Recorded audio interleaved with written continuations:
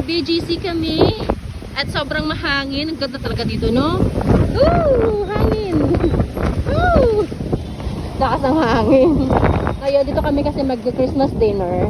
And before yan, ikot-ikot muna pasyal-pasyal. Bumili ng kanyang football ball, tsaka gamit sa football itong batang yan. Sa bootcamp kanina. Ano yan, hanap kami ng mapapagkapihan. Maliban sa Starbucks. Puro Starbucks na nakikita ko dito. Ganda dito, no? May mga park na ganyan, oh. Sarap na tumambay.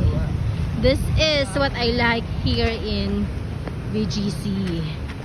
Yung mga puno na yan, ganyan, lamig. Kahit nasa city ka, malamig.